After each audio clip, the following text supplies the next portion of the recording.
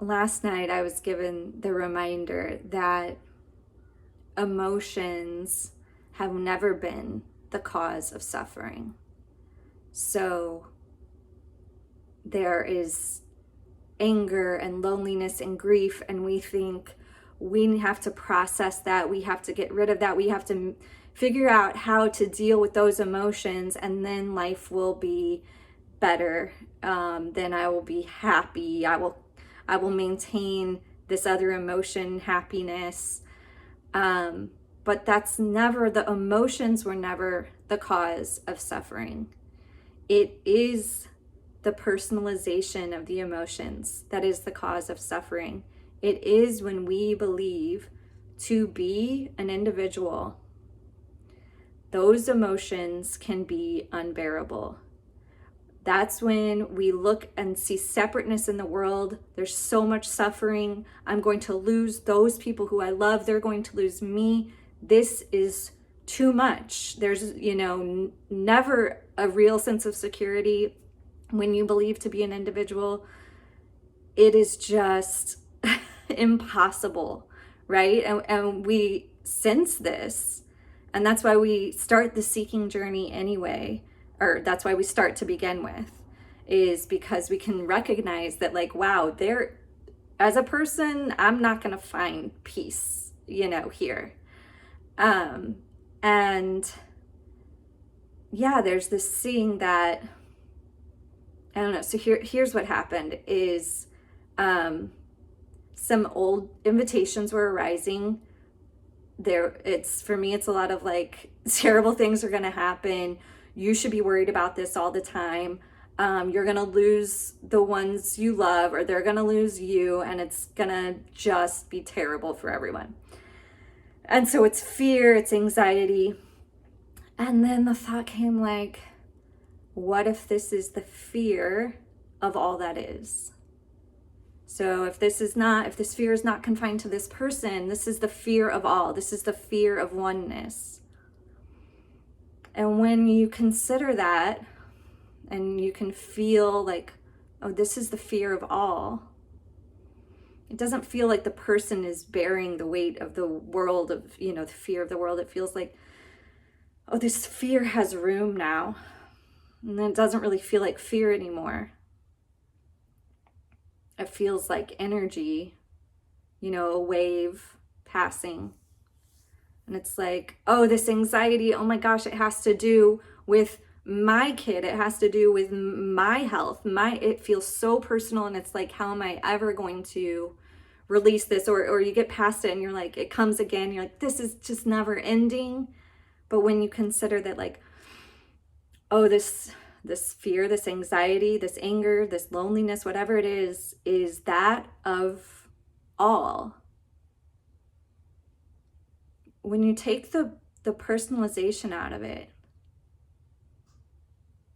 the emotion turns into energy, or it is recognized as energy. And it becomes a privilege. It feels like gratitude. It feels like love to be able to feel these things. This is the fear of all. If you're someone that finds themselves accepting invitations around the suffering that happens in the world, I mean, if you just consider for a moment that the suffering you're experiencing is that of the world, it's like, oh, I can do this. Wow. It's the alchemizing, right? It's taking the suffering and recognizing that it's just energy in motion, and then it's just rising and falling. And it's there's nothing suffering.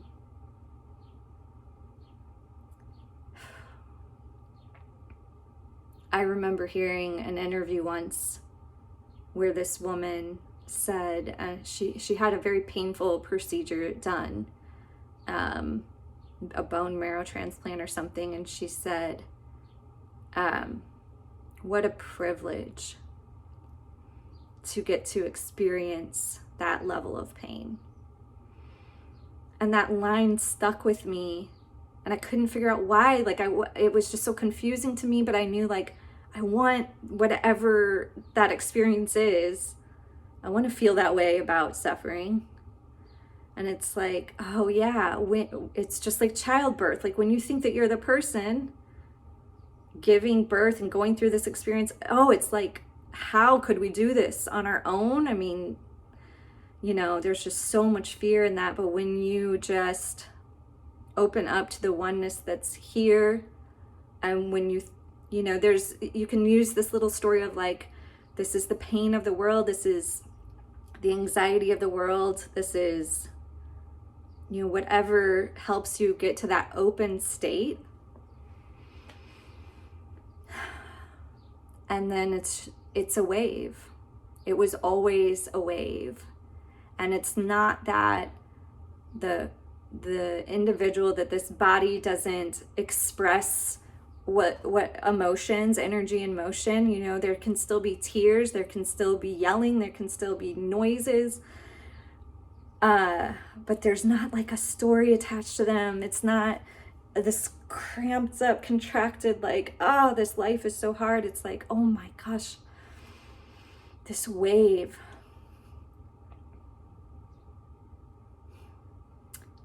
Byron Katie is someone who, if you haven't heard her awakening story, you know, it happened very abruptly, like awakening and integration all at once, to where she was, you know, if you're someone who wonders why the integration process happens or seems to take a while, it's like, listen to her story, because for her it happens like that, to where she was, you know, wandering into people's houses, no sense of fear at all, wandering into people's houses, wandering around towns at night, by yourself, getting held up at gunpoint,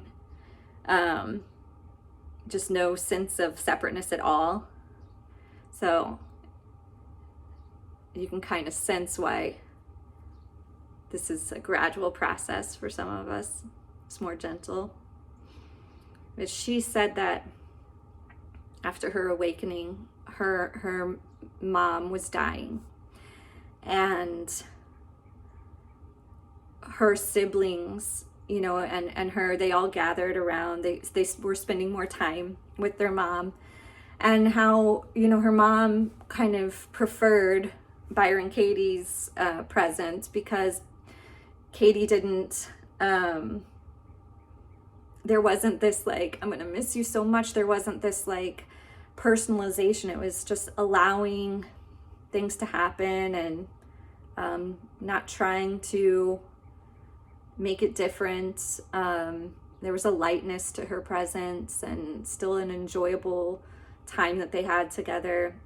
And then when her mom finally passed, Byron Katie says like that, you know, the room was filled with people grieving and having this, what appeared to be like personal suffering, and that her body just let out this long, loud cry.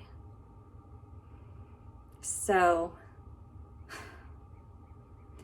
it's not that the body doesn't have energy that comes through it when things change in this reality. You don't have to be worried that you will be someone who looks like they don't care, and you also don't have to try to be someone who appears to be imperturbable. It's such a relief. You get to feel everything as everything. And it feels